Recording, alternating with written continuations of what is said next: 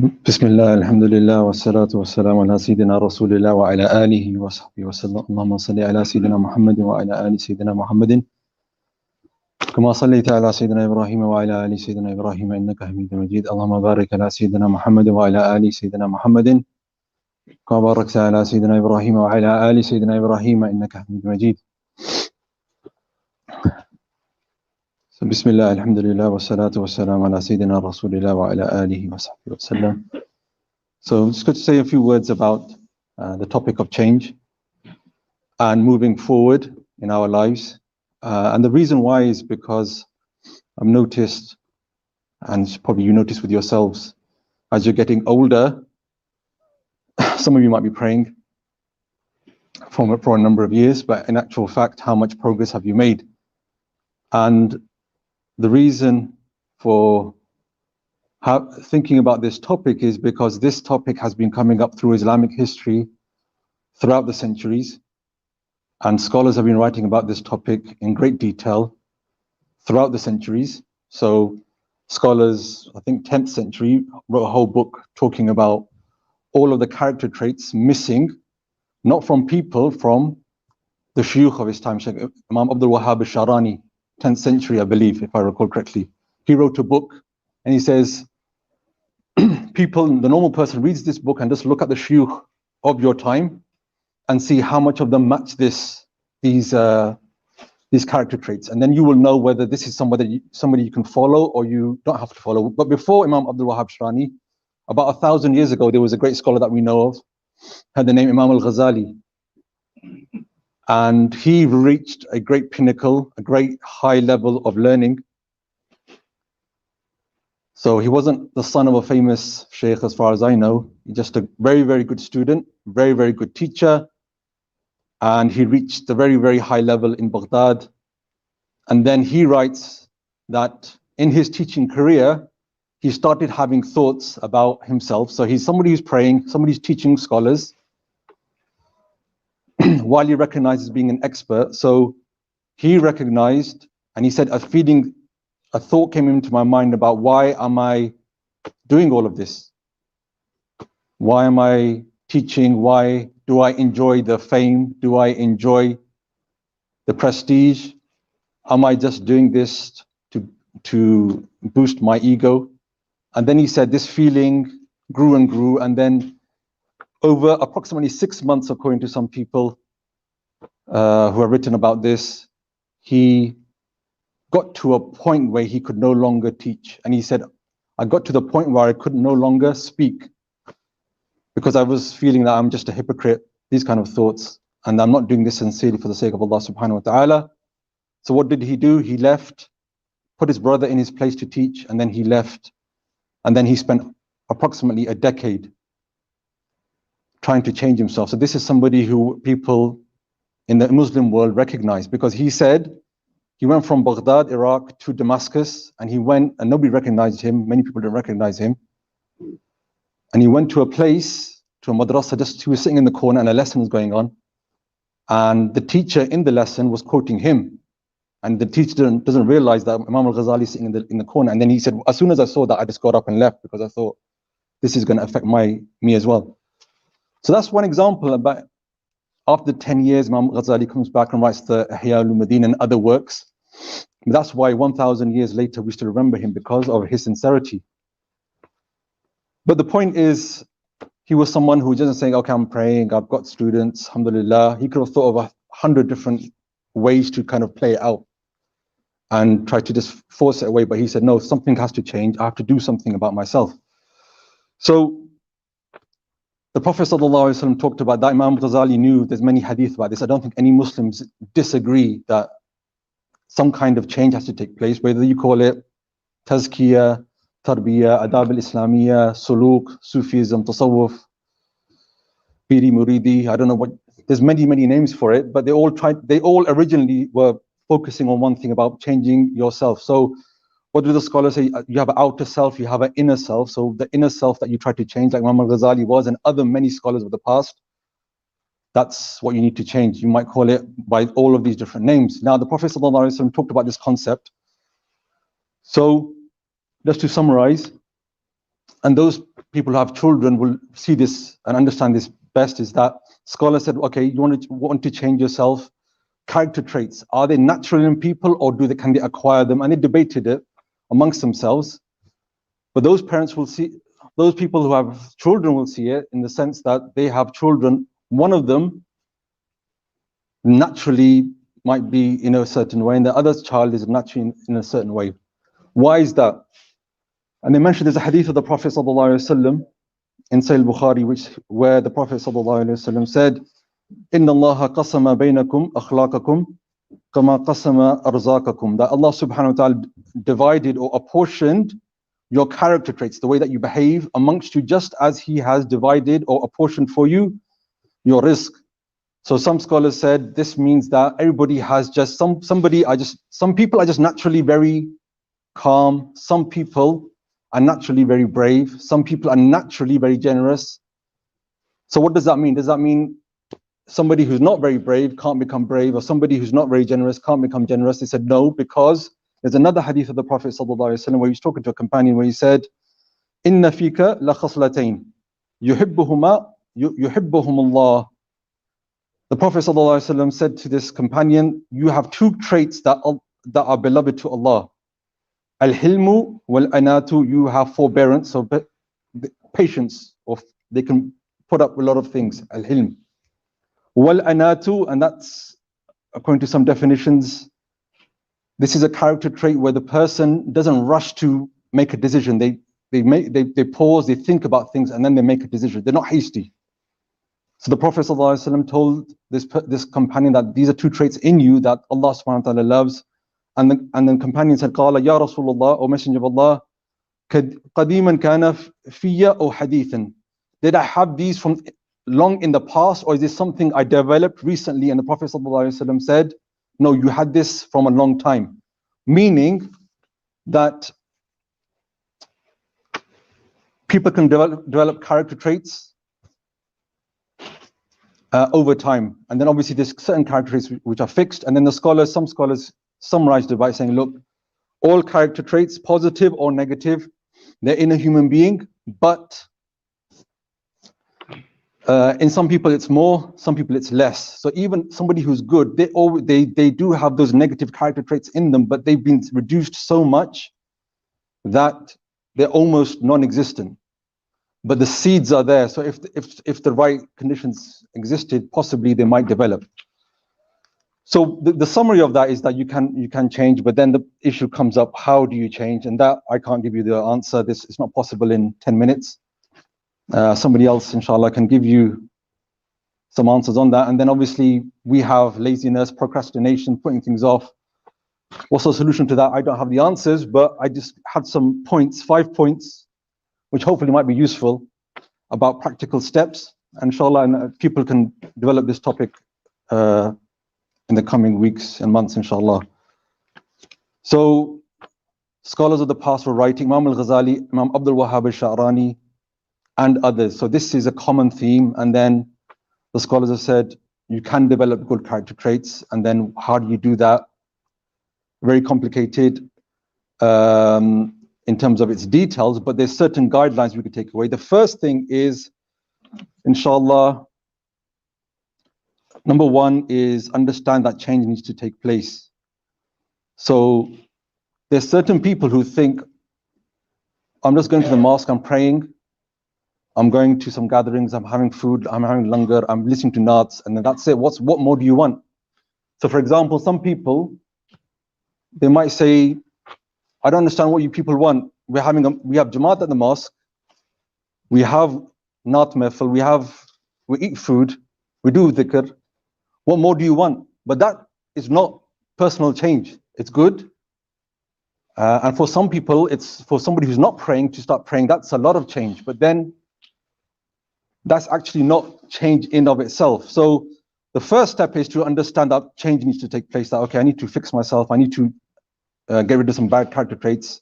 If people are using foul language or bad language, that's something that needs to be get rid of. I mean, somebody who moved to High Wycombe said to me, he says, why I play football with people, and there's 40-year-old men with children, and the amount of language that they use, foul language, I'm shocked. I said, well, I don't know. Welcome to High Wycombe, I guess. But The point is, we all have bad character traits. Okay, I need to change. That's the first thing. And there's two things you can do with that is ask Allah to help us. So we ask Allah, oh God, help us to change ourselves, to get the energy, to give the strength, to have the will and reserve to do that. And the second thing, and this is the important thing as well, is ask Allah subhanahu wa ta'ala for forgiveness for lack of change. So at least if you know you need to change and you're not doing it, at least you can ask forgiveness for it, as opposed to a person who's just oblivious. They think, I don't need to change, I'm fine as I am. So that's number one, understanding change needs to take place, and then ask Allah subhanahu wa ta'ala for help and seek forgiveness. And then number two, and scholars mention this, great Sufi scholars, Sheikh Ahmad Zarruq and Ibn al-Banna, Sarqasti. So Ibn al-Banna is from Muslim Spain, so that is many, many centuries ago. So this is not a common phenomenon. If you look from books from 500 years ago, 1,000 years ago, they're talking about the same things that we see today, slightly different forms. But what did they say? They said, look, there's people now, they think they're changing themselves, but all they're doing is they gather together, they eat food, they sing, and they do dhikr, and then one of them mentioned that they dress in a particular way, and they think just by doing this, that is actually change. And these scholars said that is not change. It's good. Doing dhikr is better than not doing dhikr. Coming together to eat is better than not gathering together with your brothers. But that in of itself is not dhikr. So Ibn al-Banna, who's in Muslim Spain hundreds of years ago, he said, I looked at the Sufis of my time, the people of Tasawwuf, or he mentioned this as a complaint, that all that's left is eating, drinking, and then he said dhikr, or dancing, meaning they would stand up and jump up and down and do dhikr. So they call it dance. He just calls it dancing, but he goes, that's left, and he goes, that is not change. That's not Sufism. That's not Tasawwuf. That's not personal change. So don't be deluded by that. There has to be something more in place for you. So you pick something which you think you need to improve on, and then you work on that. So the third point he mentions, so I'd like to mention, and this is mentioned by the scholars as well, is, okay, you want to find out more about how to improve yourself. What do you do? So though point number 3 would be learning and texts. So now we have the internet, you have lots of classes taking place. Physically, well, at the moment it's cancelled, but online as well. So you have access to lots of different teachers. So my personal advice, and this is from I would say more than 20 years now in this scene, is don't worry about people bigging up a certain person. This person is going to change your life. This person, if you just listen to them, then I don't know, the room's going to shake and you're going to be transported to the 7th heavens. Look at some different teachers, as long as they're obviously reliable people, not these people on YouTube who are arguing in Hyde Park Corner. Those people, that's just, at best, is halal entertainment. You know, something you can watch in the evening just to relax. Find a teacher who's a Sunni Muslim. Find someone that you find interesting, find benefit from. People are going to differ. There's some certain people who listen to a person and they think, wow, this is amazing, they get bowled over, which is fine. And you listen to them and you're just bored. You're just looking at your watch and thinking, when's this going to end? So everybody's different. Everybody has a different temperament. Find somebody that's you find beneficial. Obviously, not just one person, have a variety of people that you find beneficial. You should be able to do that nowadays. And then see if they're teaching these kind of topics, and then just focus on that, and just at least have some portion of listening to them on a regular basis. Okay, not just because your friend said it or so on and so said it, and then you're just listening and you're forcing yourself. Just do that, and it's going to vary from person to person. Within one family, you're going to have a variety. So you should be able to do that. And the number 2 is there's a variety of teachers, and the number 3, clear texts and not complicated ones. So there's very, very simple texts out there.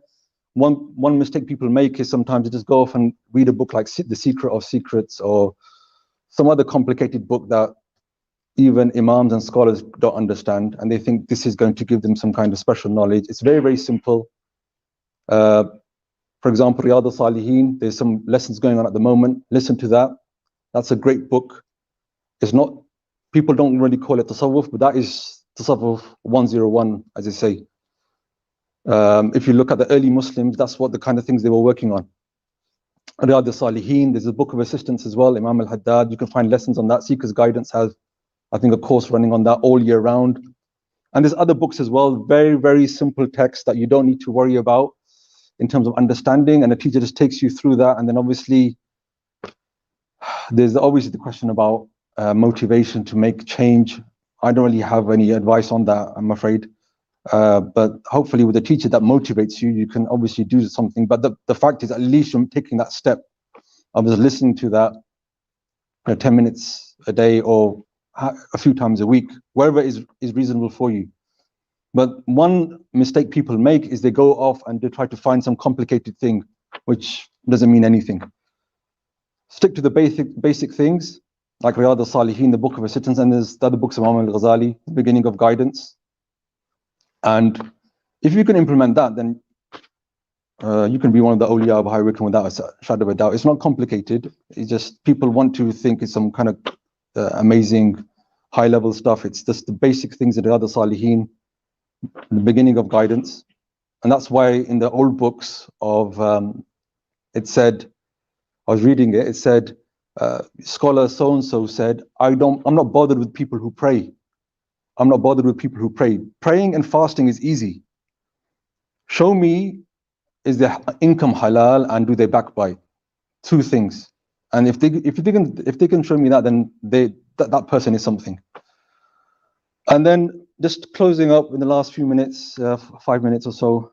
Number 4, this is what Sheikh Ahmad Zarruq mentions for personal change, and other scholars mention about priorities. So whatever is fard comes first, then wajibat, and then the sunnahs. And then I will say this, and some people will disagree, but I know when I was growing up, people were saying Isha is 17 rakats. It's not 17 rakats. It's 4, 2 sunnah muakkadas and 3 witr. Just keep it simple. You don't have to go overboard, because all it does is ends up making things difficult for people, or when they do it, they don't do things properly. But the farz comes first. That's the most important thing. Your prayer, your fasting, your income, all of these things. And the sunnahs and the nawafil, they come later on. Okay, that's not to belittle it, but that's a common mistake people make. And that's what scholars of the past talked about. And they gave examples. They say, we know people, they do tahajjud, they pray at night, and then for their missed prayers, so the prayers that you missed, so from the age of puberty, to the time that you started praying, or if you haven't started praying, then inshallah, may give us all tawfiq to pray all the time. You have to make up all of these prayers. So doing tahajjud, praying in the night, is basically of little spiritual benefit compared to not make up your missed prayer. So the example is somebody who's massively in debt going around giving charity to people. Well, people are waiting to get their debts back from them because the missed prayer is a debt. And they give other examples as well. For example, the other books talk about somebody who doesn't, their income is haram, but then they make, oh Allah, if you do this for me, then I'll go walking to Umrah for you. And all sorts of these different nazars and mannats that people make when they should just, they're of little value and little benefit. But people like to do these amazing nawafil things. So I'm going to build a madrasa in Pakistan, I'm going to build a school in Pakistan, I'm going to feed all these orphans, when they have haram business transactions. It doesn't, doing a bit of good there doesn't cancel out the haram here, because that's haram income. But they emphasize that. So they said, if you're going to try to change yourself via these kind of methods, doing nawafil, not taking care of the things in their place, then you're not going to have any change. And the last point they mention is there's no shortcuts and there's no hacks, as they say. So why some scholars mention that, they say, so people they'll say, oh, I want a wird or a wazifa, give me some zikr that's going to just basically give me a shortcut to, I don't know where they're trying to go spiritually. And there is no shortcut. You have to pray, you have to fast, you have to make sure your income is halal. You have to do that. There's no other shortcut. And then Sheikh Ahmad Zarruq, so he was probably, I'm not sure, 400 years ago, 300 years ago. He mentioned something in his book. I read it and I thought, okay, that's an interesting point. And then I actually saw it on YouTube, the point that he mentioned by somebody who's very, very famous in Pakistan. And he mentions this. He says, some people, they want to change themselves and they go to a sheikh, and the sheikh will say to them, if you join me, what I will do for you is I will guarantee you at the time that you're going to die, I'll be there to help you. And then in your grave, when the angels come, I'll be there to help you. And then on the Sirat, when you're going on the Sirat, I'll be there to just drag you along as well. So he said, this is just a delusion for people. Just stay away from these kind of things. Nobody can give a guarantee like this at all whatsoever. It's basically you and your actions that if Allah accepts them. And that point is also in our community, and I've heard people say this, but with sincerity, is that they think, okay, I'm a bit short on my prayers. I missed 20, 30 years. I missed this. I did that. I don't do that. But when obviously do a few khatams, cook a few digs and hand them out, and hopefully that's going to sort things out and equal out the balance. It doesn't work like that. Obviously, we believe in praying for the deceased. We believe in reward reaching the deceased, but that should not be somebody's strategy. So if you need to change yourself, yeah, don't worry, brother, I'll do something about that. I've got a strategy in place, and the strategy in place is this, that set some money aside for year-long khatams every week. That is not a strategy that's going to work. That's not a way out of these kind of situations. So that's just some thoughts there, inshallah ta'ala. This is a very complicated topic, but at least what we can take away from this is that being a great scholar, being a great imam, didn't stop Imam al-Ghazali saying, I'm going to be destroyed if I don't change myself. Even if people looking at him will be thinking that he's one of the great scholars of this age. So just at least keep in our mind, I need to do something about myself. I need to change. I need to find somebody who motivates me. That's somebody who I find beneficial. And obviously, if you're struggling, then at least make dua, Allah forgive me, help me for this. And then inshallah, we ask Allah subhanahu wa ta'ala collectively to help us on this journey and help us on this understanding, that to have this make this effort.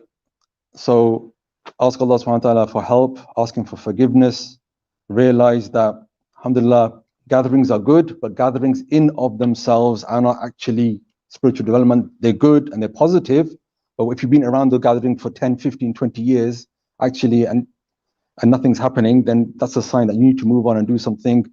Find at least something. Seeker's guidance is good, the Karima lessons. Find something that you find beneficial. Find a teacher that you think is good. Try to listen to them. Put your priorities in place and realize that there's no shortcuts. Walhamdulillahi Rabbil Alameen. Allahu Akbar, Allahu Akbar. Allahu Akbar, Allahu Akbar. Ashhadu an la ilaha illallah. Ashhadu an la ilaha illallah. أشهد أن محمدا رسول الله. أشهد أن محمدا رسول الله. حي على الصلاة. حي على الصلاة. حي على الفلاح. حي على الفلاح. الله أكبر، الله أكبر. لا إله إلا الله. بسم الله، الحمد لله رب العالمين، حمدا يليق بجلال وجهه وعظيم سلطانه، وأشهد أن لا إله إلا الله وحده لا شريك له، وأشهد أن سيدنا ونبينا محمدا عبد الله ورسوله. اللهم صل وسلم وبارك على سيدنا ونبينا محمد وعلى آله وصحبه أجمعين، وعلى من تبعهم بإحسان إلى يوم الدين. أما بعد، فأوصيكم عباد الله ونفسي بتقوى الله. قال سبحانه وتعالى: فاتقوا الله يا أولي الألباب لعلكم تفلحون. نفعني الله وإياكم بالقرآن العظيم وبسنة نبيه الكريم صلى الله عليه وسلم. أقول قولي هذا وأستغفر الله لي ولكم فاستغفروه إنه الغفور الرحيم.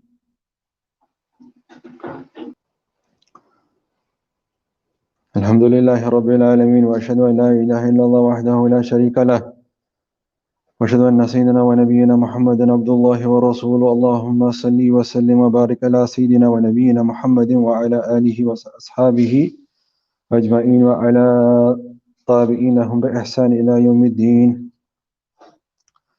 أوصيكم عباد الله ونفسي بتقوى الله عز وجل. هذا وصلوا وسلموا على من أمرتم بالصلاة والسلام عليه. قال تعالى: إن الله وملائكته يصلون على النبي يا أيها الذين آمنوا صلوا عليه وسلموا تسليما. قال رسول الله صلى الله عليه وسلم: من صلى علي صلاة صلى الله عليه بها عشرة. اللهم صل وسلم وبارك على سيدنا نبينا محمد وعلى آله وصحبه أجمعين. اللهم زدنا سعادة وطمأنينة وحناء وأدم السعادة على بطننا وبيوتنا وعلى أهلنا وأرحامنا. اللهم انشر الاستقرار والسلام في البلدان المسلمين والعالم أجمعين. اللهم ارضى عن الخلفاء الراشدين أبي بكر وعمر وعثمان وعلي وعن سائر الصحابة الأكرمين. اللهم ارزقنا الحكمة في أقوالنا وأفعالنا واجعلنا من الموفين بالعهود الحافظين للعهود يا ذا الجلال والإكرام. واذكروا الله الذي يذكركم واشكروه على نعمه يزدكم وأقم الصلاة. الله أكبر الله أكبر الله أكبر الله أكبر. أشهد أن لا إله إلا الله أشهد أن لا إله إلا الله أشهد أن محمدا رسول الله أشهد أن